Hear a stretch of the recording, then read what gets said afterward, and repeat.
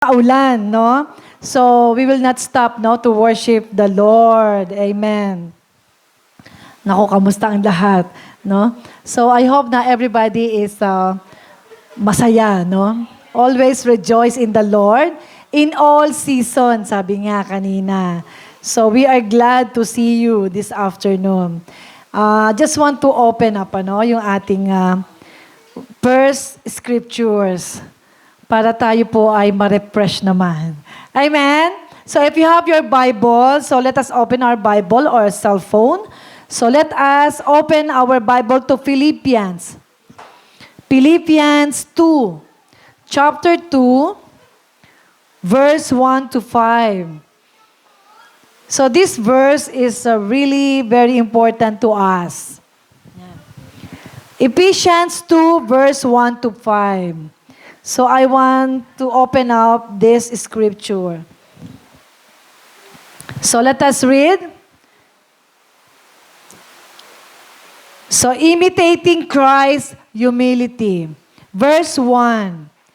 If you have any encouragement from being united with Christ, it may comfort from His love. If any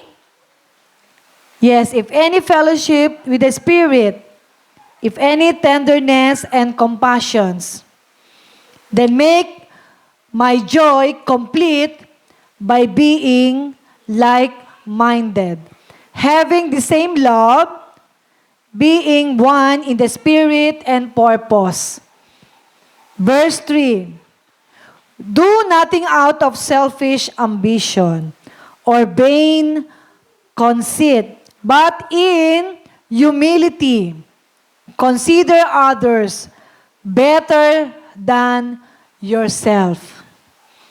Each of you should look not only to your own interests, but also to the interests of others. Last verse, verse 5. Your attitude should be the same as that of Christ Jesus. Amen? The same ba tayo ng attitude? The same as like Christ? Amen. Di ba yun ang gusto ni Lord eh? Your attitude should be the same as that of Christ Jesus. Totoo naman po, no? Which is true. Ang gusto ni Lord, makita sa atin kung sino tayo bilang isang tao, isang Kristiyano. Kaya nga sabi dito, imitating Christ. Ano ba ibig sabihin ng imitating? Pag sinabing imitating, kailangan na gagayahin natin o maging katulad tayo ni Lord kung ano yung gusto niya. Especially sa ating character, sa ating attitude. So, napaka-importante niyan, ano? So, kailangan meron tayong compassion, andun yung ating humility, no? Yung humble spirit, and with the same purpose. Yun ang gusto ni Lord. Sabi nga, do nothing of selfish. Alam niyo ba yung selfish? Do nothing out of selfish ambition or vain conceit. But in humility, consider others better than yourself. No, hindi tayo titingin sa sarili natin. So let us look dun sa ibang tao na with a humble heart. Dapat meron tayong humility because each of you should look not only to your own interests, but also to the interests of others. Amen? Amen. So, let us thank the Lord, yung ating first visitors. Ayan, kaibigan kasamahan ni Brother Jerome. Yay! Si Brother Freddy, long time no see, okay? Of course, ang ating mga sisters, no? At yung ating Sister Celine, thank God, nakauwi ng mapayapa. Amen? Sige, tayo po'y tumayo. Ready na po ba ang ating puso to worship the Lord? So, kailangan with a humble heart. So, kailangan tayo ay yung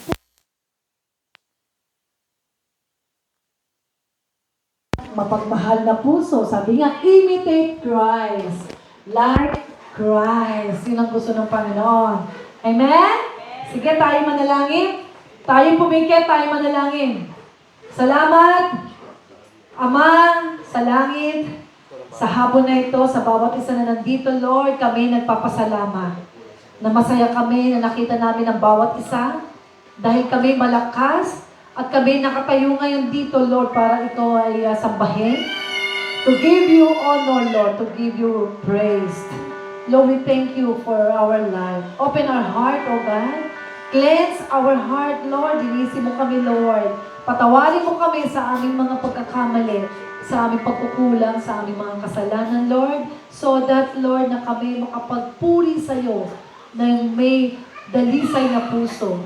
We give you all the glory, Lord. Be with us this afternoon as we continue, Lord, to worship you. In Jesus' name we pray. Amen. Amen. Palakpakan natin si Lord. Amen.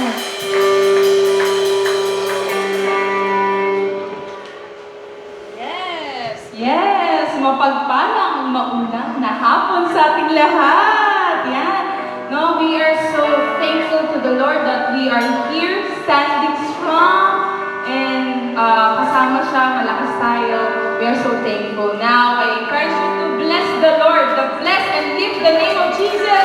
Come on, church, palakpakan natin ang Panginoon. Let's worship and praise Him. Come on, church.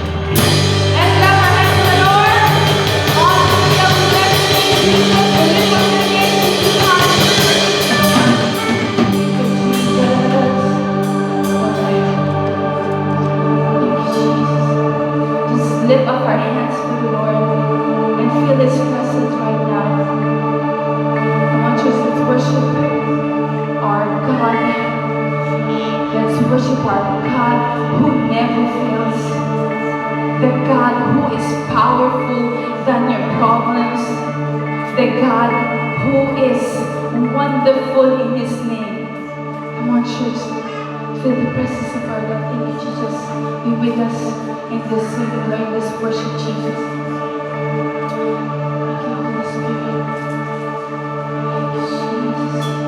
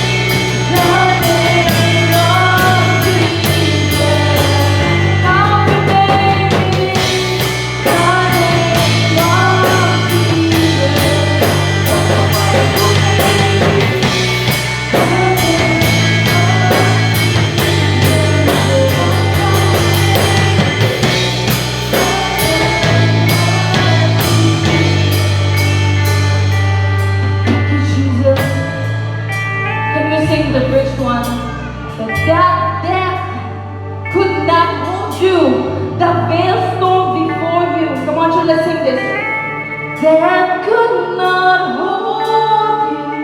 Just the voices. Before you, the silence, the voice. Come on, church, let's focus on the eyes of the Lord. The heavens are roaring. Thank you, Jesus. Thank you for your presence, Jesus. Thank you, Holy Spirit. Oh, hallelujah. Praise the Lord. Death could not hold you. The winds are before you. The silence falls on sea and rain. The heavens are roaring. The praise of your Lord. One more. For you are raised to life. You have no rival. 'Cause you have no rival. You have no equal. And now and forever, God, you reign through Jesus. Yours is the kingdom. Yours is the glory. Yours is the name above all. 'Cause you have no rivals. 'Cause you have no rivals. Yes, Lord. No equal. Hallelujah. Walang katutumbas sa pangalan ng ating Panginoong Jesus. No one else, just you. Just you alone. Yours is the name above all names. Yours is the name above all names.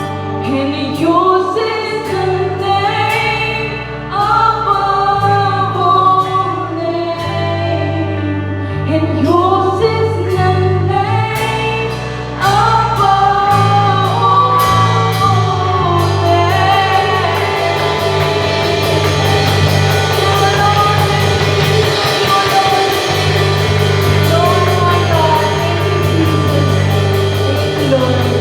God bless you, everyone. Thank you, Jesus.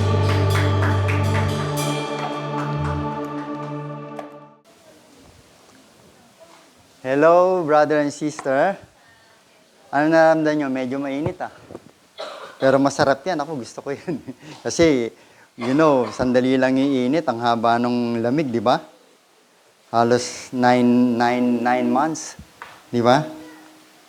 Kaya minsan, nasasabik ako na ganung weather. Okay naman yung pinapawisan Kanina nga, nasalubong ko yung mga tita, pawis na pawis.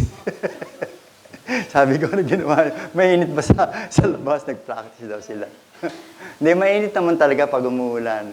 Pero kung minsan pag nasa lamig tayo, na gusto natin makaramdam ng sinag ng araw, di ba? Kaya sa Pilipinas, kung minsan sa Pilipinas, kung minsan ayaw natin. But mas, sa akin mas maraming sakit dito. Kasi poor weather. Kasi ang body temperature ng tao, nami-maintain minsan rain or hot lang. Dito kasi, lamig, init, iba-iba, winter, spring, di ba? Anyway, thank God, ang lakas ng ulan kasi, sa atin kasi masarap matulog kapag yung umuulan sa gabi, lalo pag gabi na, mapatak sa bubong. Sarap matulog. Ako, hinahanap-hanap ko yun na matulog, Thanks God, ang ating kalakasan. Muli, binigyan na naman tayong kalakasan at malakas na ulan. Sarap no? Tsaka masarap kumain. Di ba? Sarap matulog. Kahit mainit. Kami ni Pastora, hindi pa kami nakakalipat, At anyway, okay naman sa anak ko. Kaya, pag maraming gamit sa kwarto, hirap medyo mainit. But anyway, Basta magkasama kayo. Sarap. Yan, pagkasama natin si Lord, napakasarap. Di ba? Any season, whatever season, kasama natin si Lord. Di ba? Ang ganda. Ngayon, before the message, let's pray. Lord, thank you so much today. It's a great time and thank you for the weather. Thank you for the strength. The bawat isa, Panginoon, ay nandito. Lord, kung iba ay parating pa lang o whatever situation, I declare your power, Lord, be upon them. In the name of Jesus. Salamat, Panginoon, sa iyong salita. In Jesus' name we pray. Amen. Yan, yung mga ladies lang ba yung nagkaroon ng Bible study nung last Wednesday? Pastora, we talk about the driven purpose life. Sabi namin ni Pastora, why na i-continue na lang natin yun, 40 days. Pag kinuha mo yung 40 days, i-divide mo every Sunday, papasok siya na, kasi pag dinivide mo yun sa 40 days, 7, 7, 7, yung huli, mga, I think 6 or 4, papalo siya hanggang March next year. But okay, kasi you know what is a driven purpose life? Yung 40 days. Napakaganda nun. Malaking pagbabago sa ating buhay. No, I will give you the illustration about the Promised Land.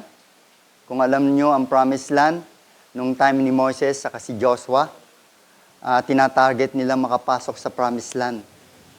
Ang target lang talaga, 40 days. Dapat makapasok na. But Moses command to Joshua and the warrior, mga kawal, puntahan yung Promised Land. Pagkita nila, dapat mapasok nila eh. Ang lalaki ng mga tao. Isipin mo, mga giant daw ang mga nakabantay. Siyempre, kung sabihin natin, nagpasugo si Moses na sabihin natin, isang batalyon lang. Kakayanin kaya nila yung mga giant na nandun sa Promised Land. You know, sa tagal ng panahon, balik-balik, spy na sila Joshua, sa dami ng dala-dala sa puso, fear, takot, anuman, pag-iisip, and everything sa kanilang bitbitin. Pero mga warrior yon, ano? You know why? How many years bago napasok ang Promised Land? Sino nakakaalam? Ha? Ilan? 40. Oh yes, 40 years. Imbes na 40 days, naging 40 years. Okay, count your life. How old are you now? How old are you now? Huwag niyo na akong tanongin, kasi may edad na ako eh.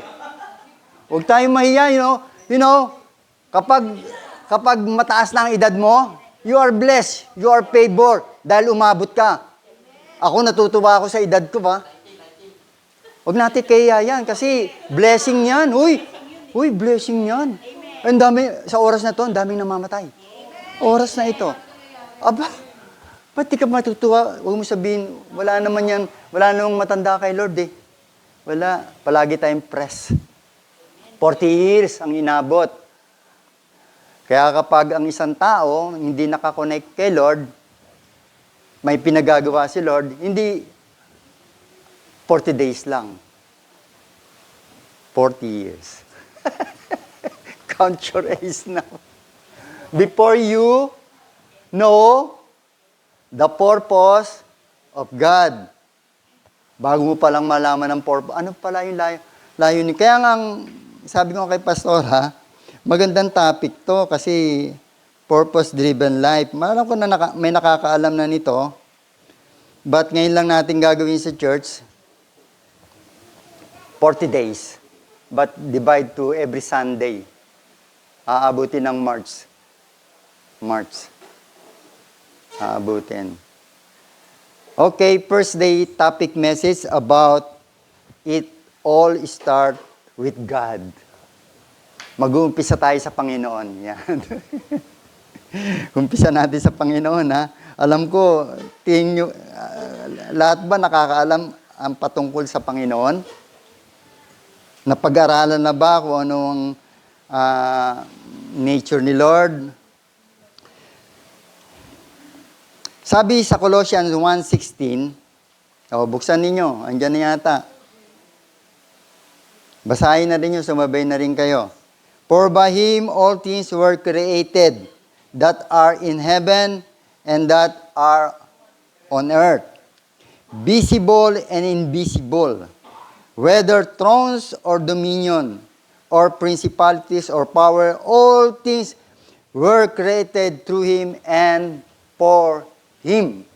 Lahat ng Kanyang nilikha, actually para sa Kanya. Hindi naman para sa atin eh. Hindi para sa atin, para sa Kanya. Sa Tagalog, napakaganda nito. Sapagkat sa pamamagitan niya ay nilikha ang lahat ng nasa langit at nasa lupa. Nakikita man o hindi, pati ang mga espiritual na kapangyarihan, paghahari, pamamahala at pamumuno, ang lahat ay nilikha ng Diyos sa pamamagitan niya at para sa Kanya. Isipin ninyo. Sabi rito ng isang manunulat o isang scientist, pero ano siya, dati siyang atheist. Hindi naniniwala sa Diyos. Ang sabi niya rito, unless you assume a God, the question of life purpose is meaningless. Maliban na lamang kung ipapalagay mong may Diyos, walang saysay ang tanong tungkol sa layunin ng buhay. Isipin nyo. Well, works tayo kung di tayo naniniwala sa Diyos. Anong pang layunin ng Diyos sa ating buhay? Baliwala. But doon, sa nakakaalam at kumikilala sa Diyos, dapat meron pagkakaalam. Yun po ang importante. The Purpose-Driven Life is titled, written by Rick Warren, All Start With God. The foundational message opened with the iconic phrase, "It's not about you." Hindi dahil para sa iyo, para sa bawat isa, hindi.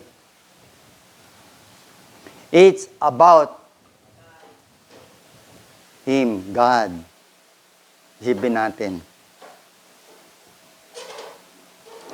It's not about you. The purpose of your life is far greater than your own personal fulfillment. Your peace of mind or even your happiness is far greater than your family, your career, or even your widest dream and ambition. Lahat ng mga bagay na iniisip natin sa ating buhay. Kumisan nga, mga magulang nag-iisip kagandahan ng isang anak. Pero, darating tayo dyan. If you want to know why you were here placed at this planet or Earth, bakit tayo nandito? Naisip niyo na ba yon? Bakit ako nandito? O siguro, maraming mga pwedeng isagot yan. You must begin with God. You were born by His purpose and for His purpose. Yung plano talaga niya, yung purpose, bawat isang purpose. Ako nga, natagpuan ko yung purpose ko eh. It's all begin with God. You were made by Him and for Him, and until you understand the life will never truly make sense. Kapag hindi mo naintindihan ang buhay, magiging baliwala. Magiging baliwala. Life is important. Everything starts with Him and find His purpose in Him. And we discover who we are only through a relationship with Jesus Christ. Without Him, life will always feel incomplete. Sabihin mo sa katabi mo, brother, sister, kompleto ka na ba? Kompleto na ba talaga? Kompleto na ba talaga? O kontento na? Kontento sa buhay. Masasabi bang kontento sa buhay? Kung hindi, sabi rito sa nagsulat na to, umpisahan mo na. Umpisa mo na. Huwag mo nang paabutin ng 40 years. 40 days nga lang ang binigay ni Lord eh. Yung command kay Moses, only 40 days. But you know, 40 years. Tagal nun, no? Tingin mo kung ano ilang taon na si Moses at that time. Eh, ang buhay na nabubuhay ng 300, 400, hanggang 900. Kaya si Joshua ang nagpatuloy at nakapasok. But, you know, 40 years. Tagal, no? Kung sa edad ko, hindi ko pa nakikita ang purpose ni Lord, maghihintay ulit ako ng 40 days, hindi ko naabutin. Ikamamatay ko na. You know, dito sa Japan, 8 years pa lang kami ni Pastore. Magna-9 pa lang eh. Lahat ng halos noong 2016 hanggang 15, naubos na yun. Nawala na eh. Oh. Ay ako rin yung madalas siguro, mga ilan na yun aking na funeral service. Oh. Mahirap, di ba? Kahit ilang beses puntahan, talagang pinapaliwanag namin. But you know, dumating sa end of life, hindi namin pwedeng gisingin pa eh. Huli na eh. Kaya 40 days. But yung 40 years, napakabigat yon. God was thinking of you long before you ever thought of Him. Hindi mo pa inisip, pero inisip pa na ni Lord. His purpose for your life existed even before you were born in your mother womb. You may choose many things in life, but your purpose is already designed by God as part of something far greater internal. Yung word na internal, napakaganda naman talaga ng gusto ng Panginoon.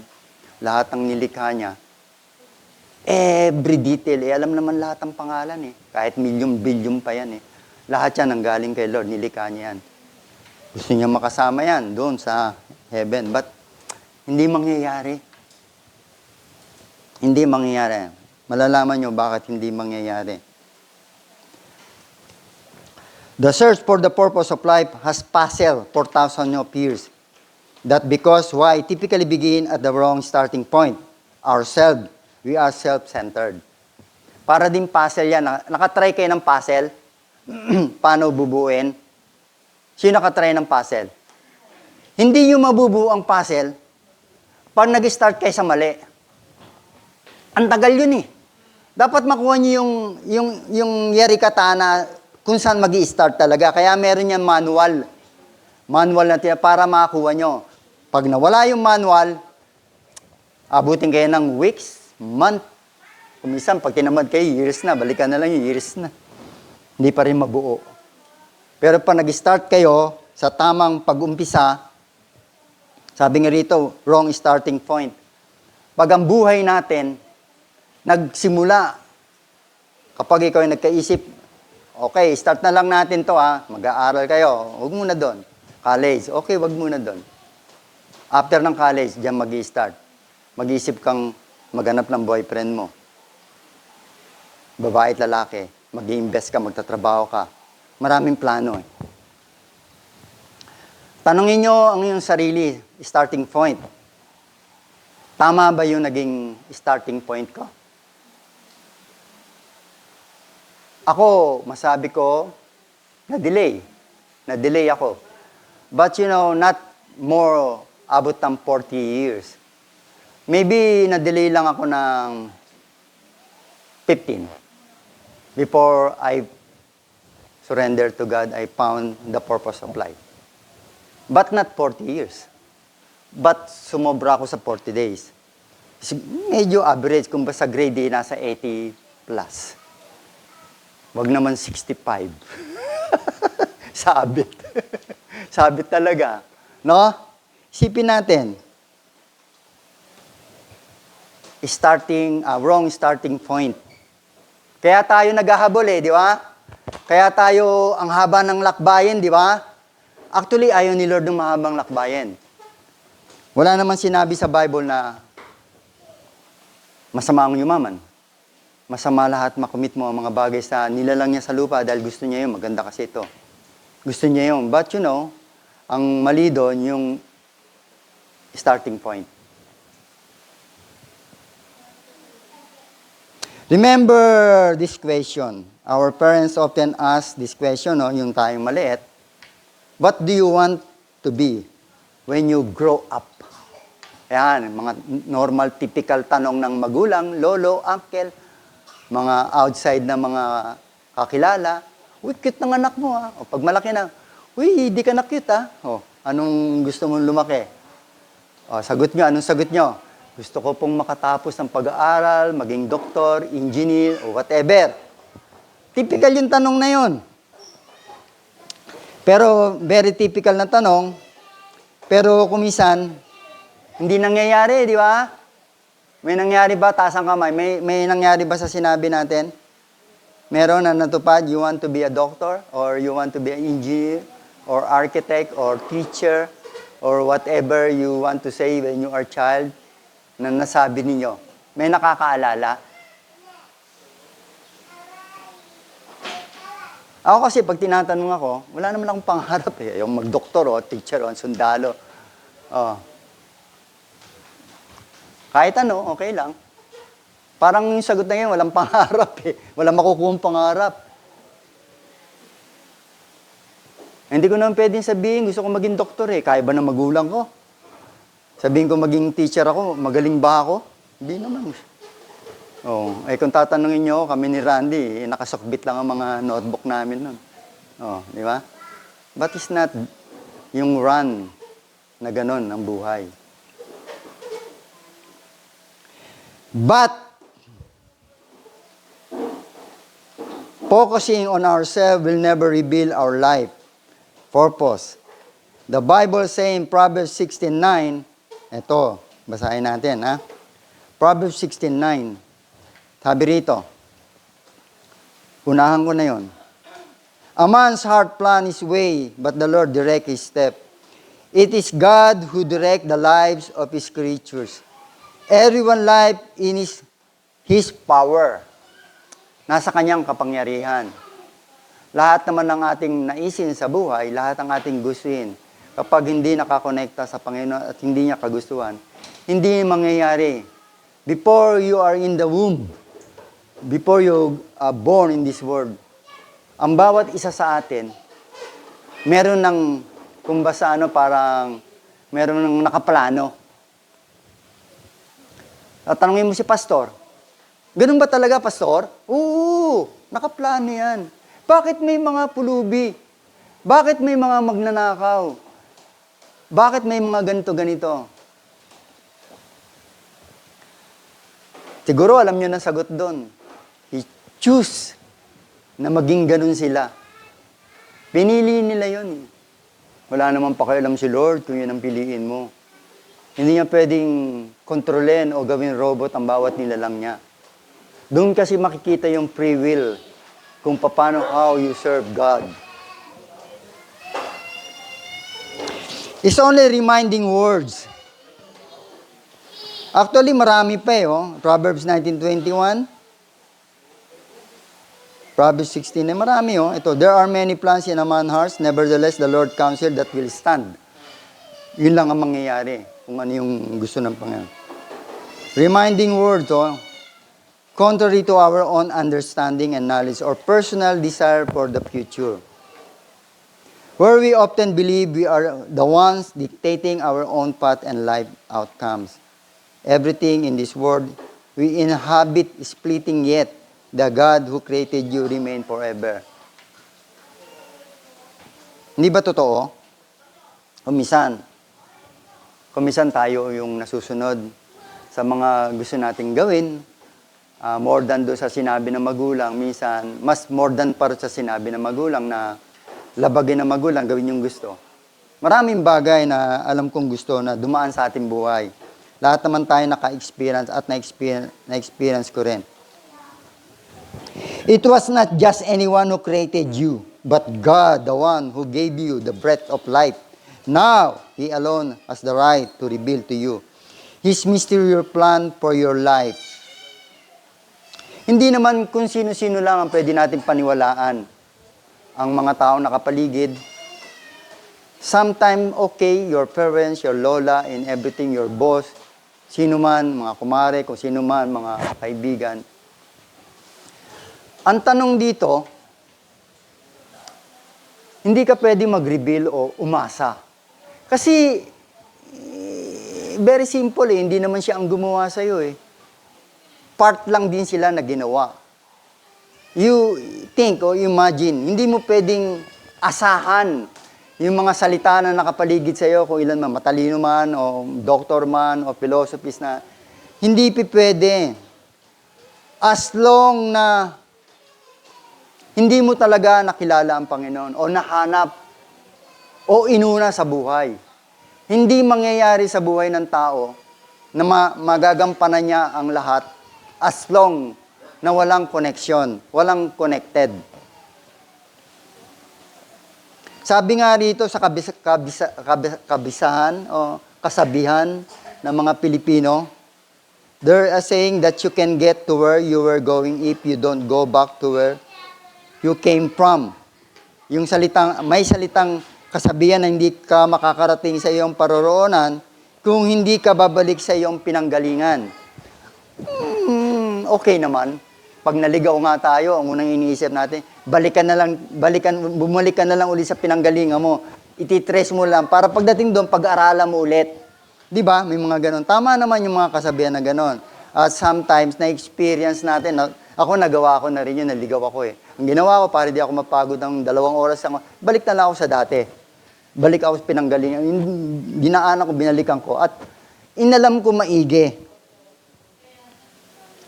In the same way, you cannot arrive at your life purpose by starting with a focus on yourself. We must begin with God, the Creator. You exist. You were made by God and for God. And the manual. When is the time you find the manual? You know what is the manual? Manual of life? Okay, right. The Bible. As long you not get o hinawakan o binasa ang Bible at nakilala mo na ikaw ay nilikha niya at you need to connect with God at hanapin siya. Hindi mo maintindihan ang buhay.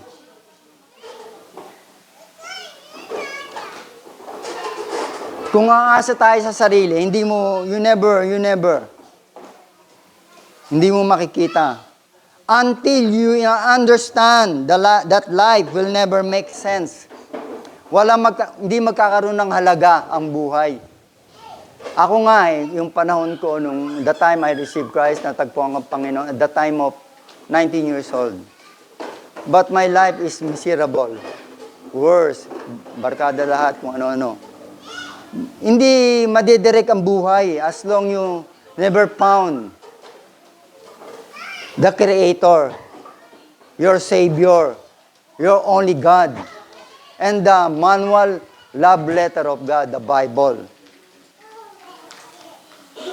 It is not only in God that we discover our origin, our identity, your meaning, your purpose, and significance, and our destiny. Every other path leads to dead end. Lahat ng bagay hindi mo matatagpuan at hindi ka mag-guide. Ang huli nun, ng buhay mo ay kamatayan lang. Kaya nga kami ni Pastora, dito kami sa Japan inassign, they're leading people. At magnanahin na kami, marami na rin nawala. Sana hindi umabot sa ganun, ano. May bata, medyo may edad na, iba medyo bata pa, sayang. Many people or most people try to use God for their own self-actualization.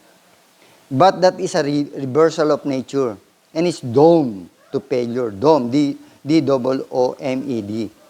You are made for God, not vice versa in life. It's about letting God use for His purpose, not you're using Him for your own purpose. Kasi kung yung purpose lang natin, hindi pwedeng mag-stable.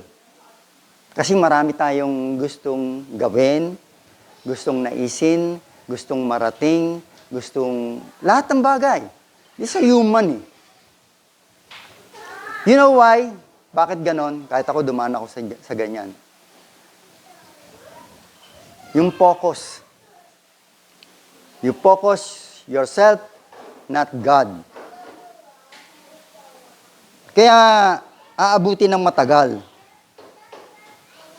Sometime you reading book, suggest ways to discover the purpose of life. You know, all of them is only classified. Naranasan nyo na ba na pag kayo na in love, nagbubukas kayo ng mga libro, naghahanap kayo ng mga libro na mababasa about love? O, alam ko naman, naranasan nyo yan.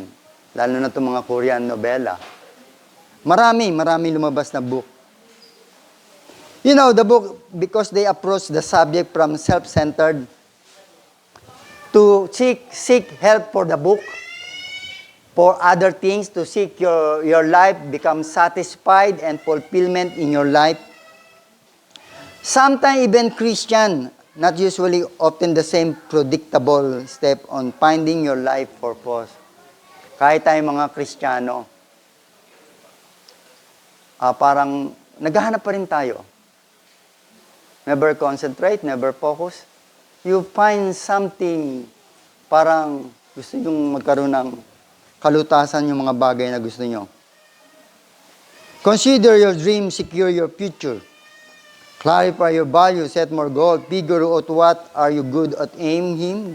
Go for sometimes, pupunta tayo mga Kristiyano to, the disciple and everything, yung mga manual ng mga Christian.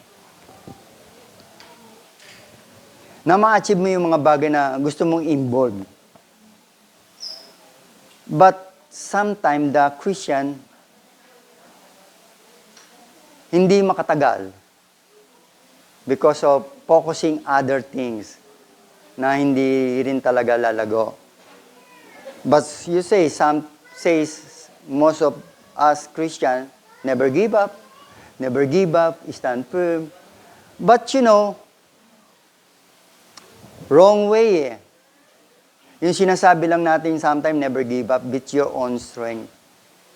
But actually, give up talaga with the wrong subject. Of course, this recommendation often leads to great success. Okay naman yon. You can usually succeed in reaching a goal if you put your mind to it.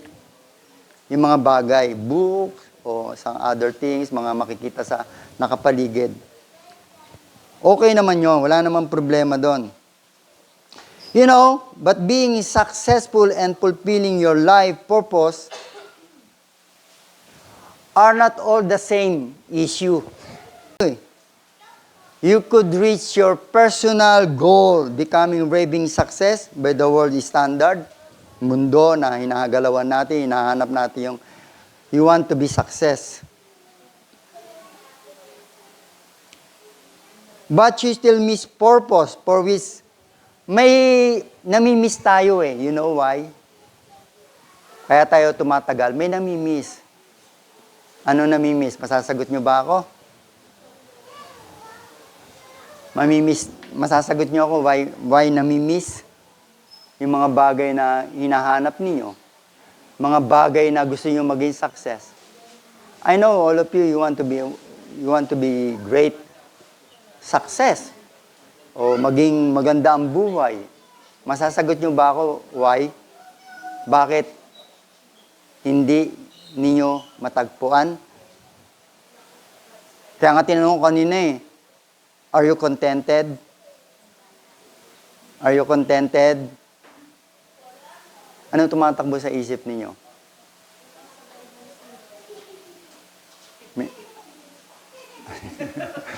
Si 50-50 daw. Meron doon by God may nagsabi, no? Okay, kulang sa guidance ni Lord. Ano pa?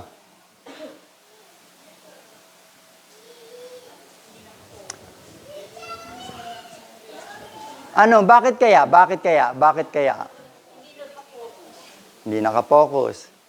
Bakit kaya hindi talaga makuha yung purpose ni Lord? God, sinabi ko kanina, God created you with a purpose.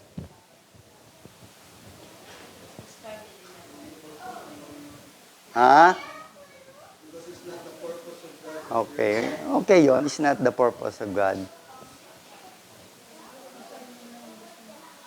O you need more than self-help sa sarili nyong tulong, sa sarili nyong kaalaman kung matalino kayo. Advice.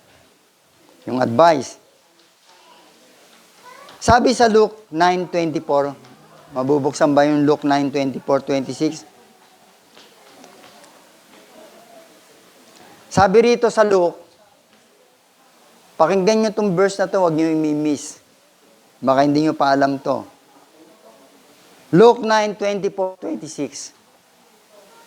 Anong sabi doon? Medyo iba yung ano niya, no? Okay naman. Sabi rito, for whosoever desires to save his life will lose it. Ayan, pakinggan nyo maigi. But whosoever loses his life for my sake will save it. Maliligtas. For what profit is it to a man if he gain, makuha ang buong sanlibutan ng mga kayamanan o lahat ng nasa sanlibutan, the whole world, and he self-destroy or loss? Anong mawawala? Sa ibang translation, yung kaluluwa, pwede.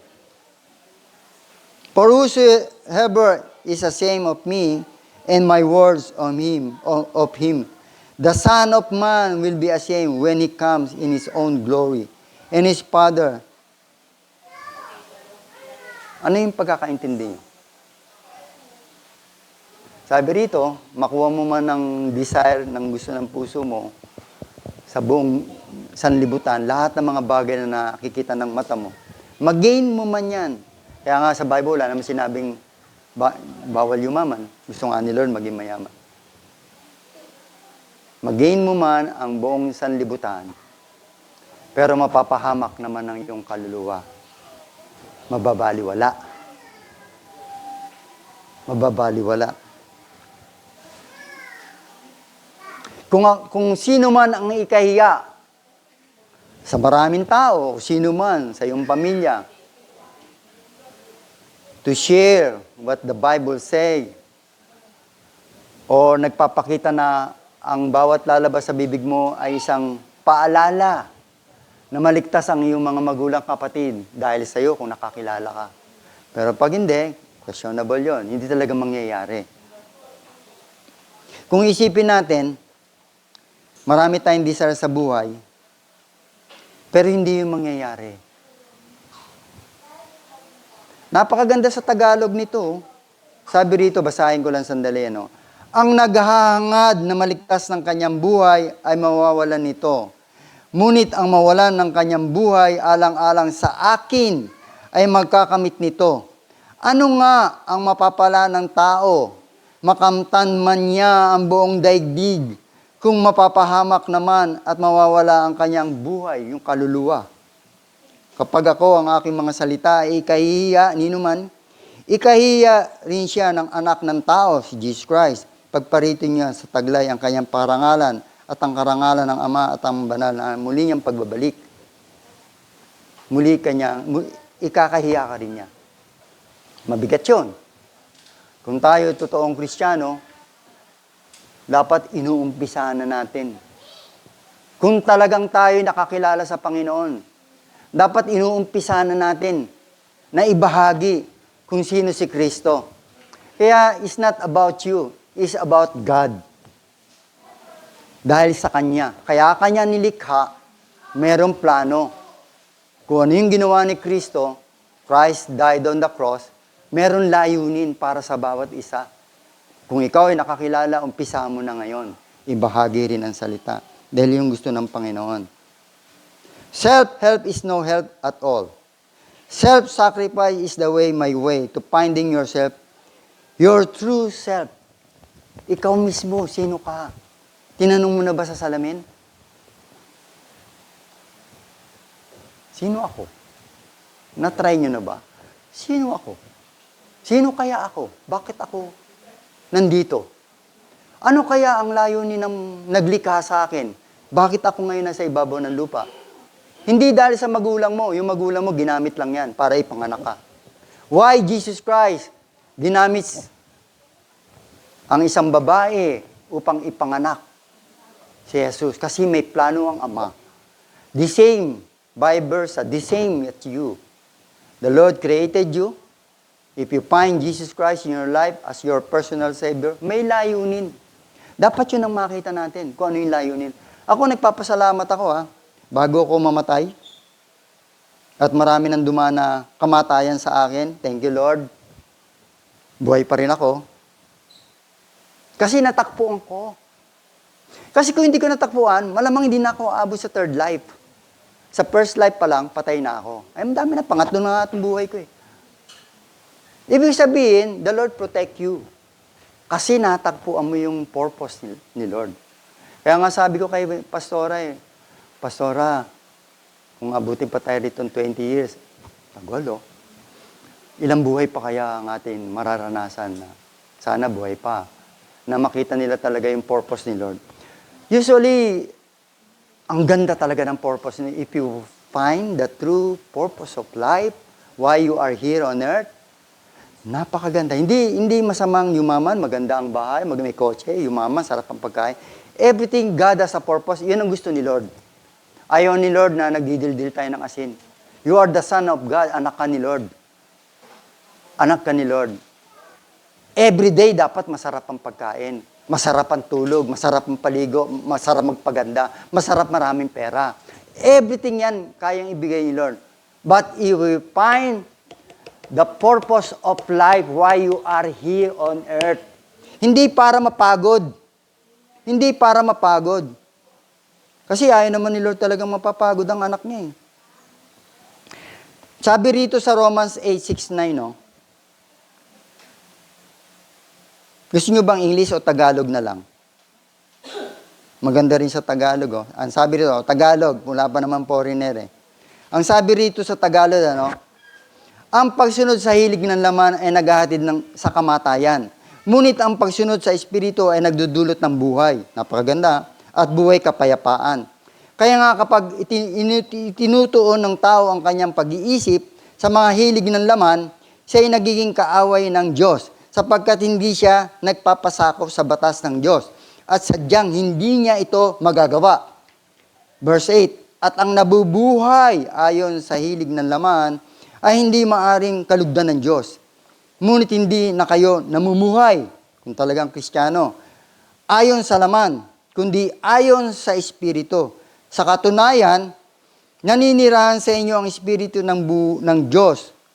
Kung wala sa isang tao ang Espiritu ni Kristo, hindi kay Kristo ang taong yon. Napakalinaw.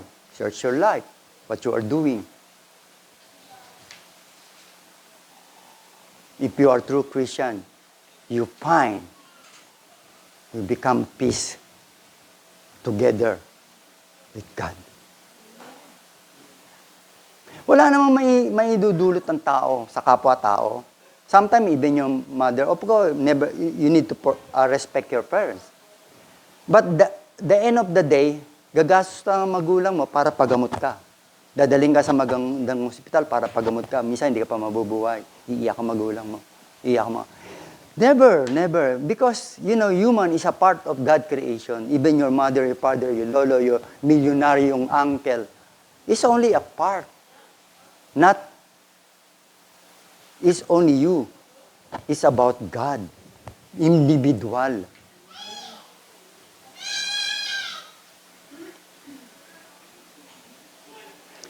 Kaya napakabigat, di ba? Napakabigat sa buhay ng tao. Kung paano natin i-connect ang ating sarili sa Panginoon. Sana maisip niyo yun. Sana maisip niyo.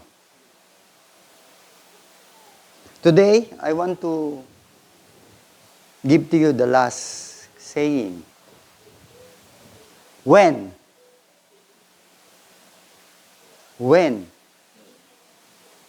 na magiging seryoso sa inyo? Tayo. Patungkol sa Panginoon. Kailan pa? Ang sinabi ko rito kanina, 40 days. after nitong 40 days na message, up to hanggang March, actually, ginagawa lang talaga ito ng 40 days. But because every Sunday lang tayo, sundot lang yun sa mga Bible study sa mga babae. Follow up lang, even tapos nito, malakas, umuulan pa, pwede tayo mag-fellowship. You know, 40 days. Gusto mo ba maging 40 years? Ang buhay? 40 years? Plus 40 years ng buhay. O tanungin mo sarili mo, Randy, how old are you? Oh, going to 100. Freddy, ilang taong ka na? O, 30 plus 40, 76. Ako, wag nyo na itanong kasi over 100 na talaga pag sa akin pa duman. But you know, natagpuan ko na. Jesse, ilang taon ka na? Ha? Ilan? 42 plus 40, 82 years old. Jing, ilan taon ka na, Jing? 49. Oh, bata pa rin. Halos the same lang kay Randy. 49. Plus 40, 89. Oh. Oh, di ba? Kailan pa?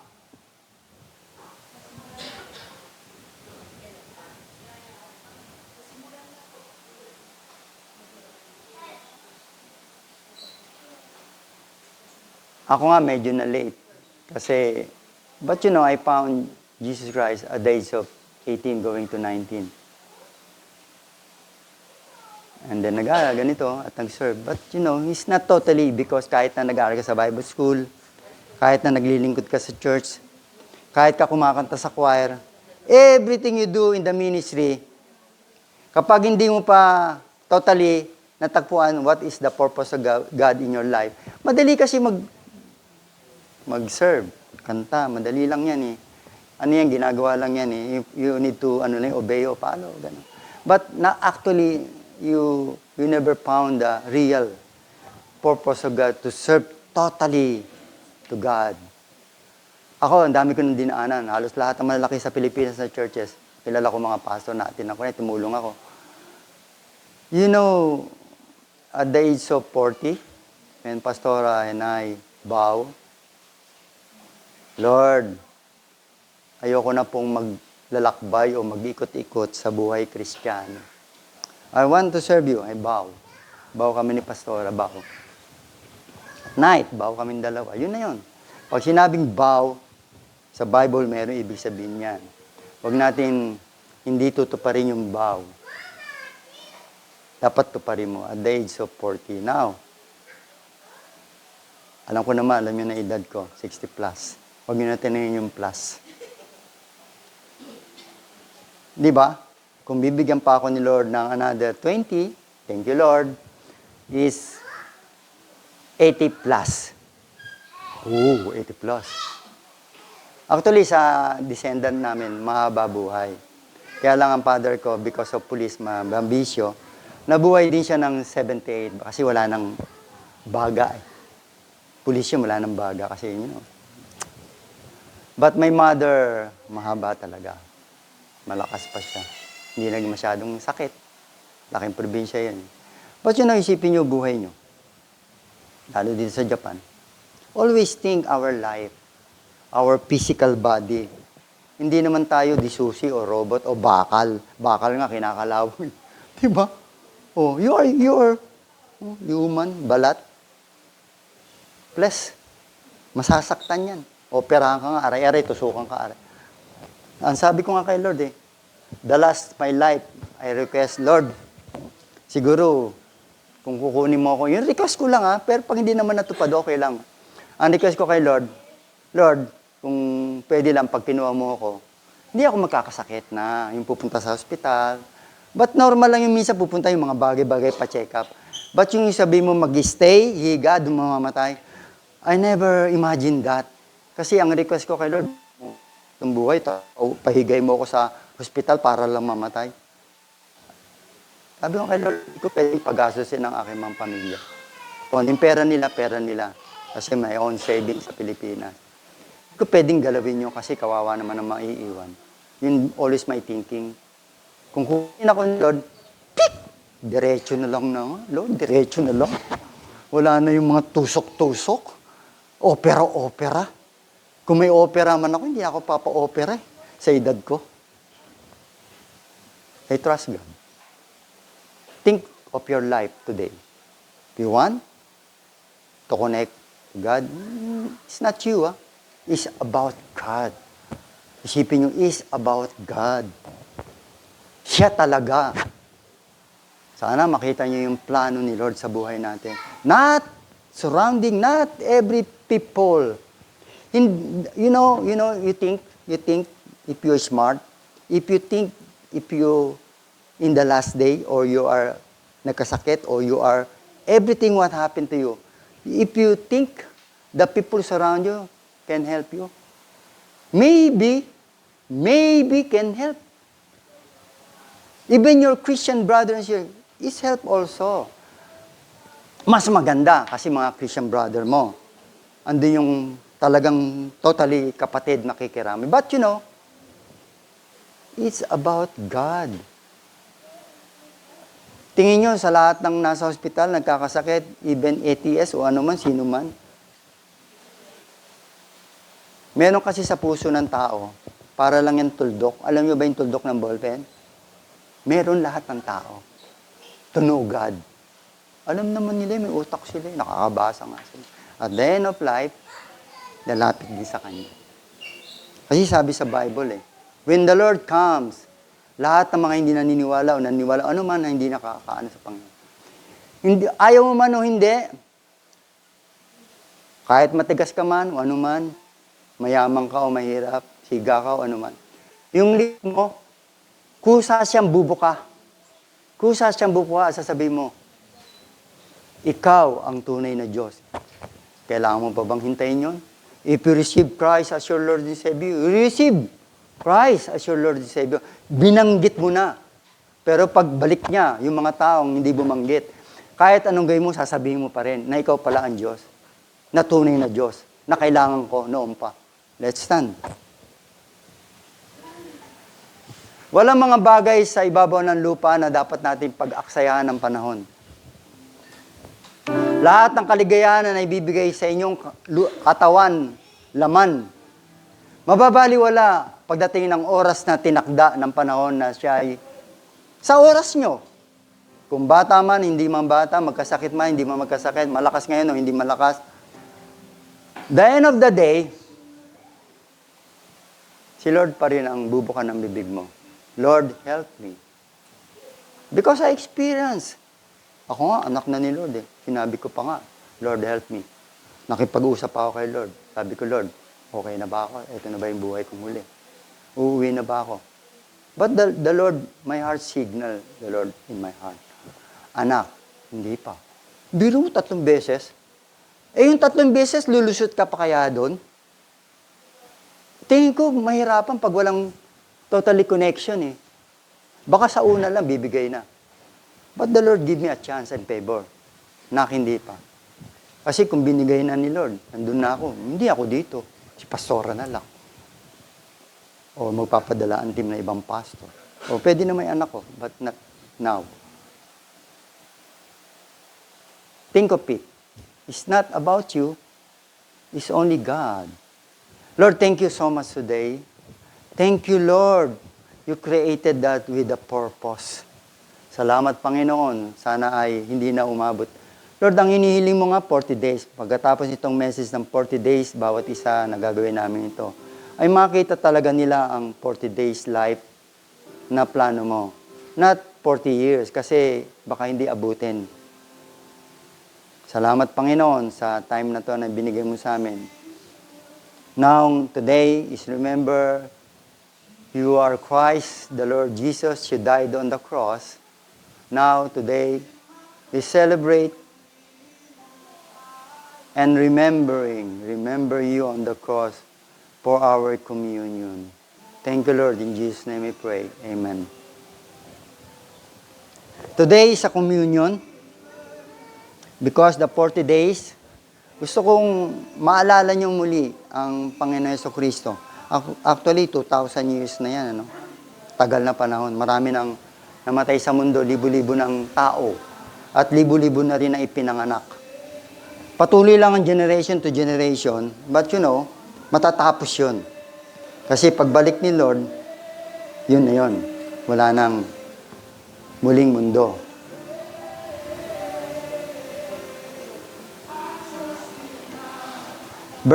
Chapter 11.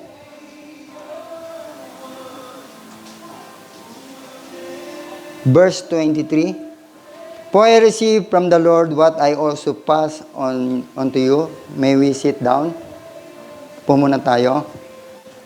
The Lord Jesus, on the night He was betrayed, took bread. And we had given thanks. He broke it and said, This is my body,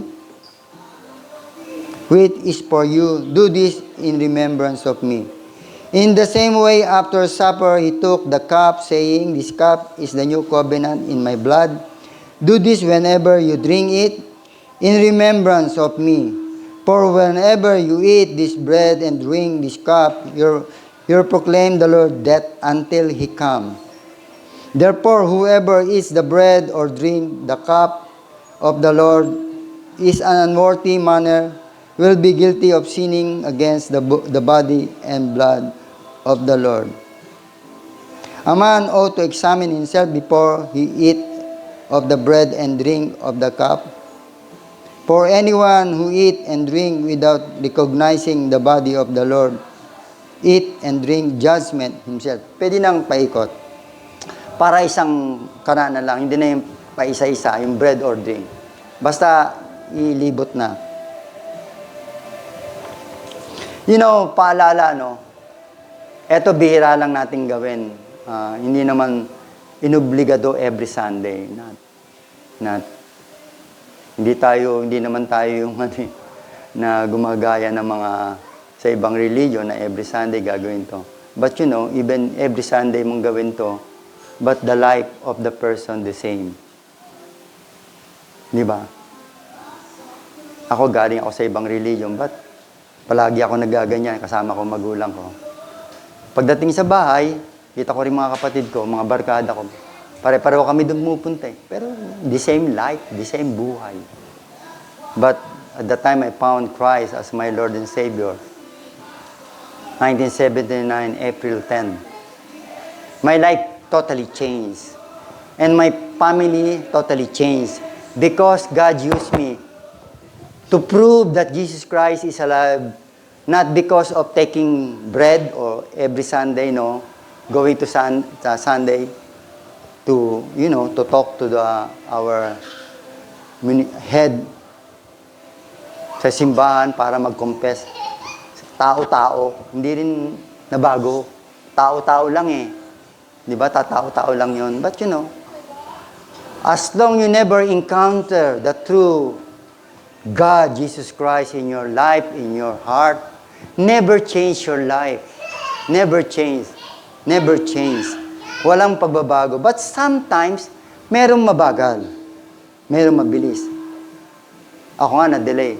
Pero yung change ng life ko, I encountered Jesus Christ na mabilis.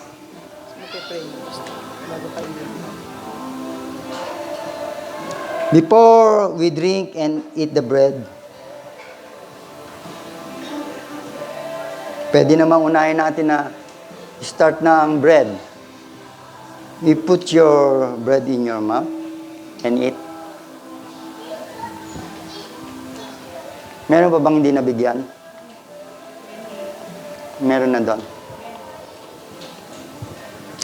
And drink the cup. It's not very formal. Because remember, God is not masyadong ginagawa noon na masyadong very, very formal. The Lord rejoiced and the sight of God. You always remember in your heart the Lord Jesus Christ, one sacrifice 2,000 years ago. Father, thank you so much. It's a great privilege to remember you. Not because of doing this, eat the bread and drink the cup. Because, Lord, you are always in my heart. You always remember me. Remember you in my heart. You are my Savior. You are my God. Lord, thank you so much the life you given to us. I declare in every one of us to you today, na matakpuan mo ngayon na ang Panginoon at hanapin siya. Ang pag-aaral ng 40 days, Driven Purpose Life, sana hanggang 40 days na lang, not 40 years. Thank you, Lord. In Jesus' name we pray. Amen.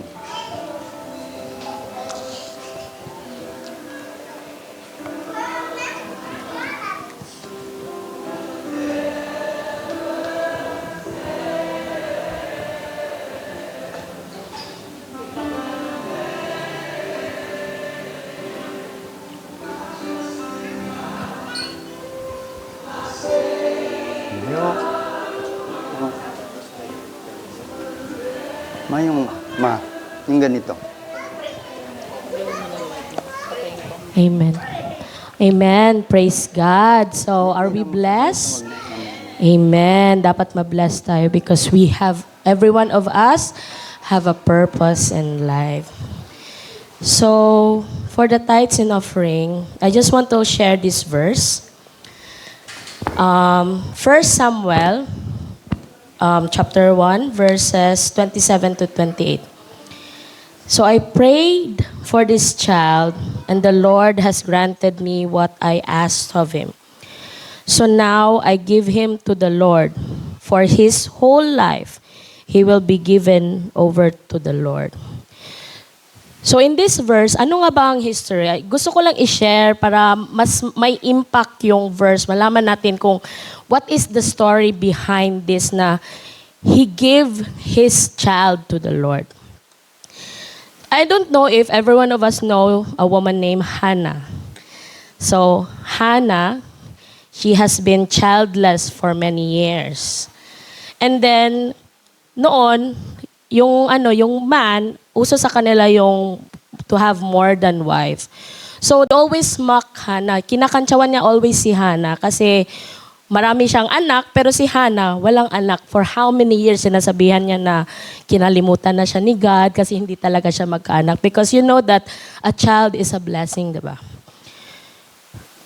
So Hannah, she is really frustrated. She prayed and prayed.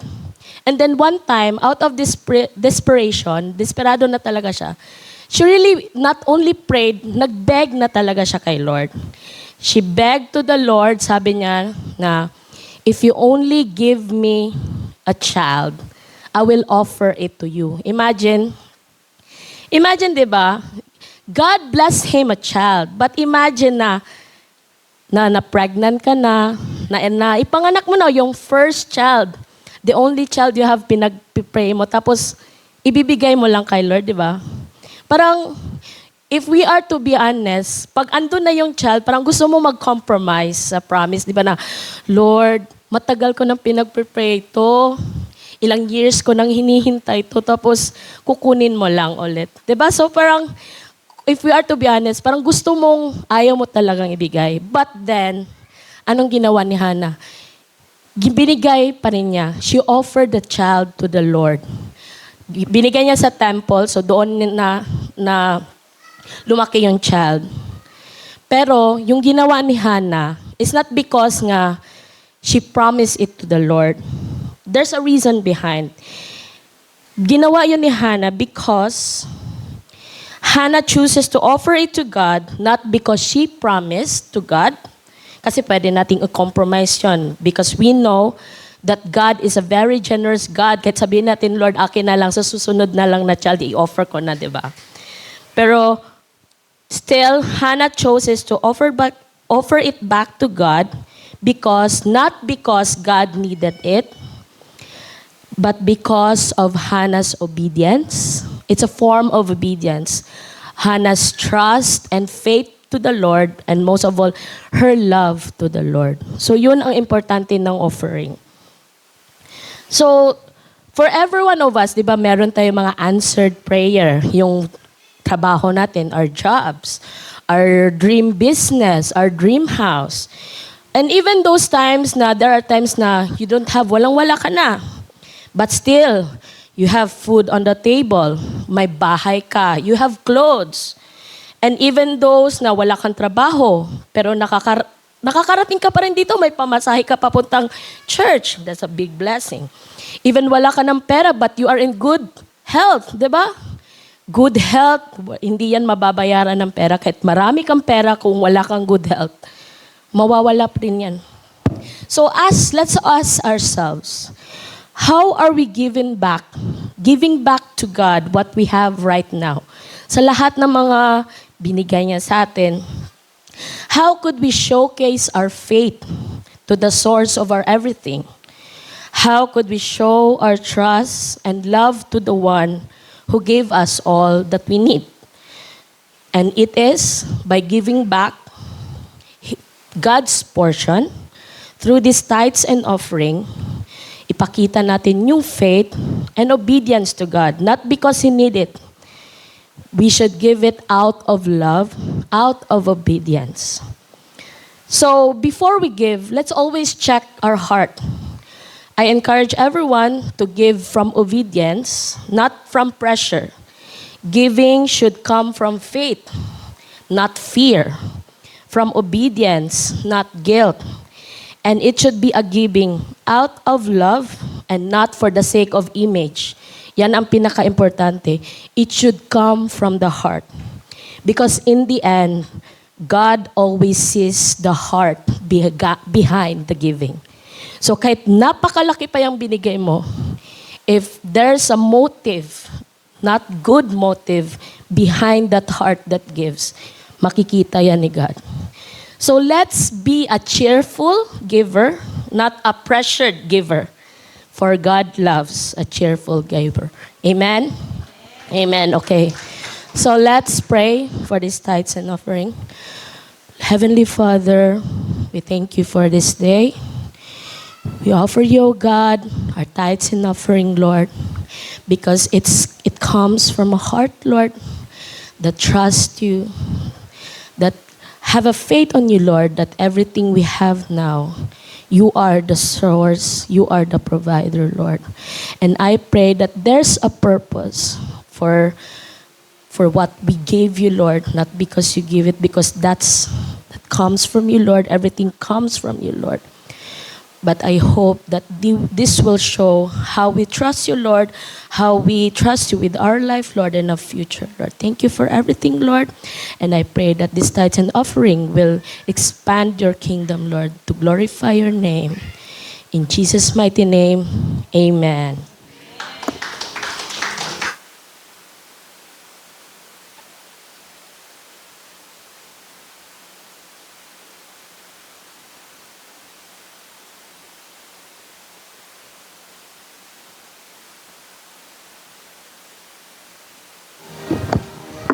Amen. Praise God. Thank you, Sister Laika, for that communion. So, that is, yung verse na yun ang ganda, at saka yung testimony ni Sister Laika, yung kinuwento niya about Sarah. No? Kilala niyo naman si Sarah eh. Praise God. So, meron lang tayong konting announcement. Ayan. So, yung July 26 po natin, confirm na po yon. July 26. From Namba, 45 minutes po yung ating venue, no? That is July 26. So, yung address at saka yung info, isasend ko na lang po. Pero from Namba, 45 minutes. And then walk lang po tayo.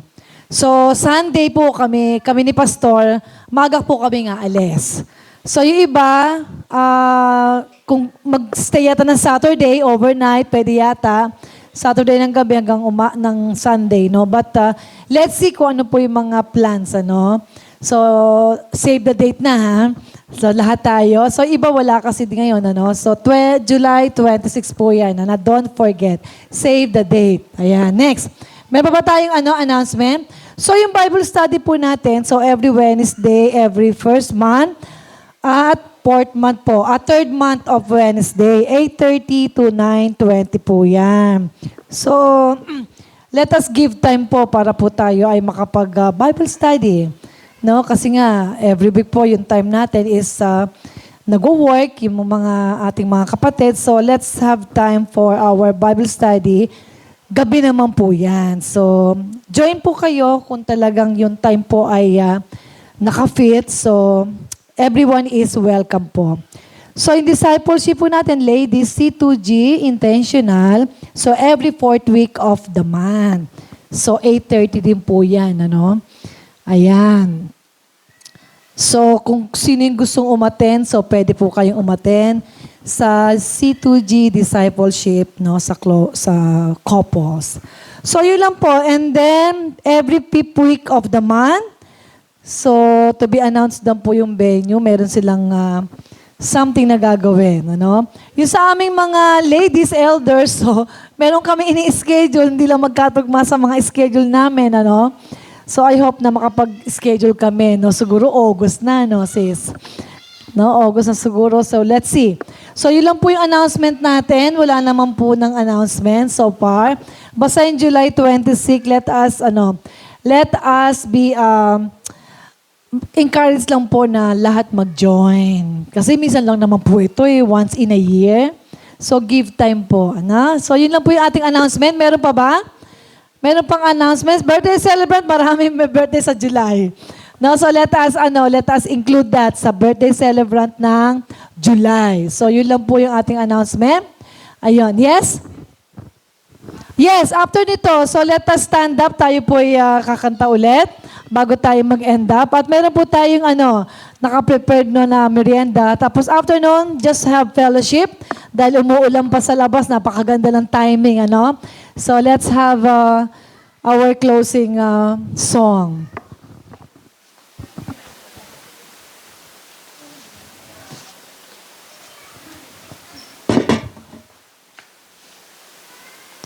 Amen. Are we blessed today? Are we blessed? Everyone, church? Amen. Let us know our purpose and what are we looking forward in our life with Jesus. Amen. Grabe yung message nyo yun, no? Amen. Let's continue to praise God. Once again, let's papurihan natin ang Panginoon natin. Come on, church. Palakpakan natin ang Panginoon.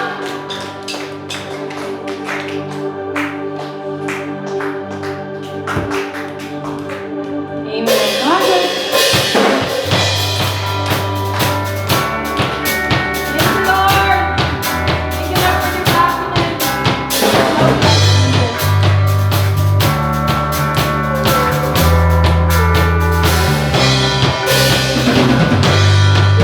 Blessed be your name in the land